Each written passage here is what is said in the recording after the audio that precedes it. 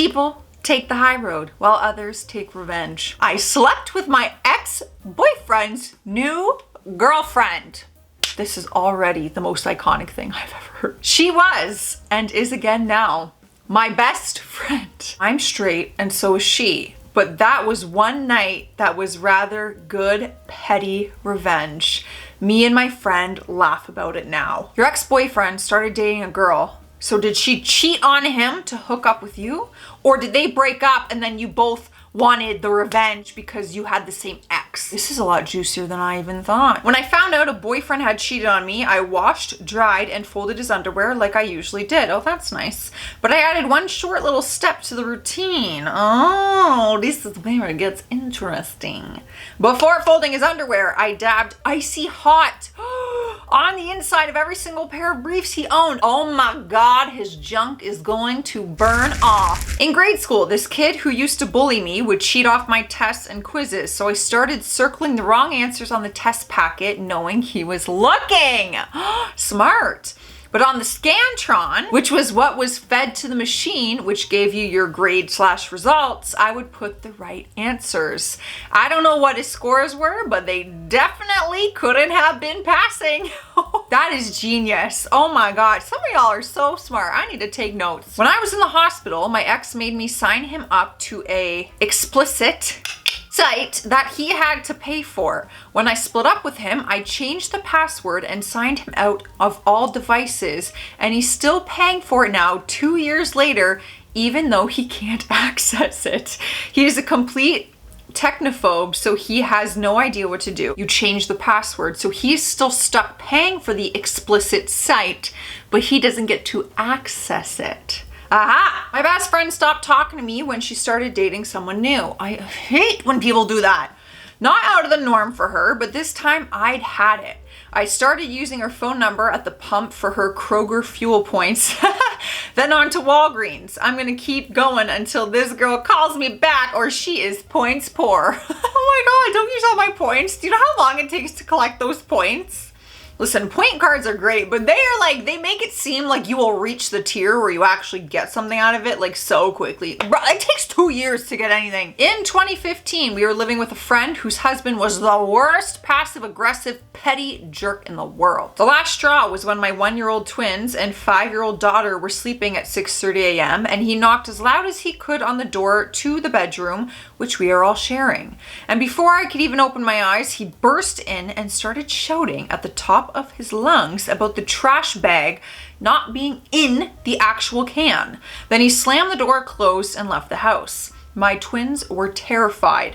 All 3 kids were in tears, and after all that, it turned out he was the one that didn't put the bag in the can. That was just one thing, but it was the last straw.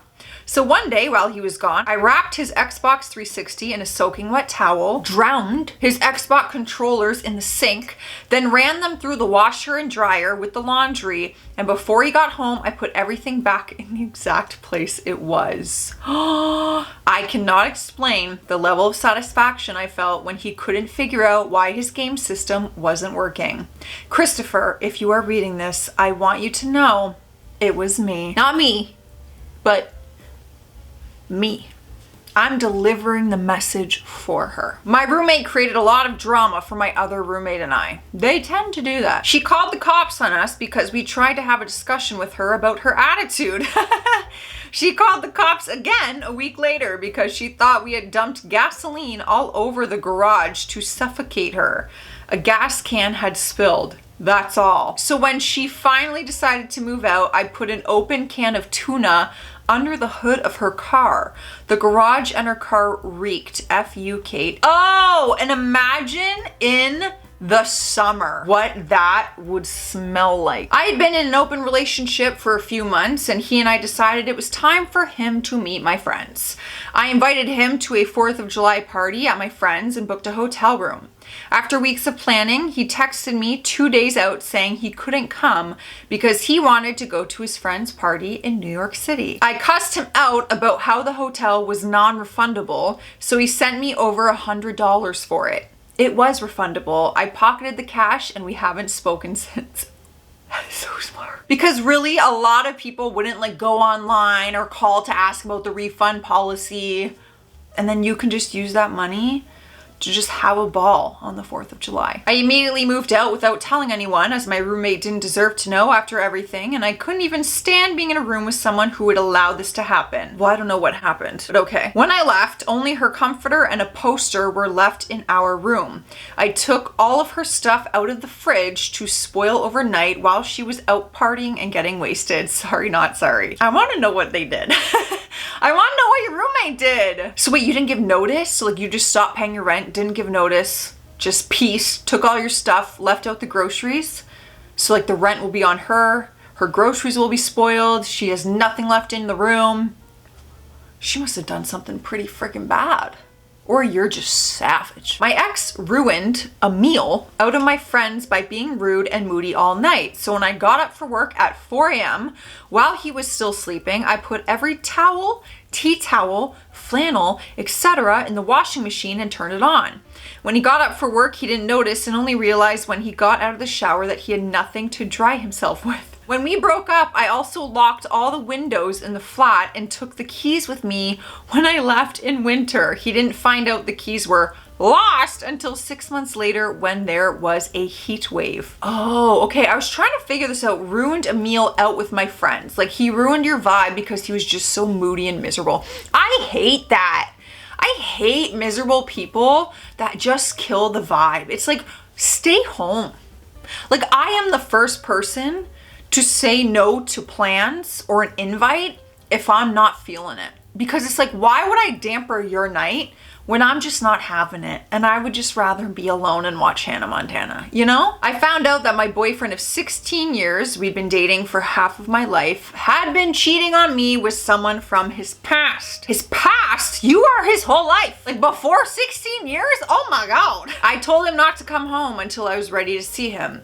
During the time he was not home, I went through all of his things, trying to piece everything together, and discovered he had a secret Facebook account that he used to communicate with the girl.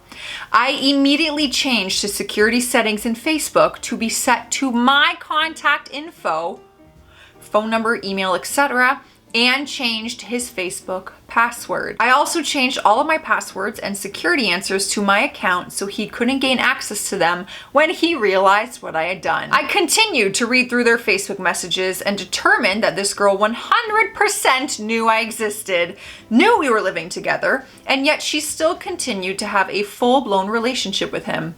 So I pretended to be him and messaged her that I found out about her, but we are going to try to make things work and that their relationship was done.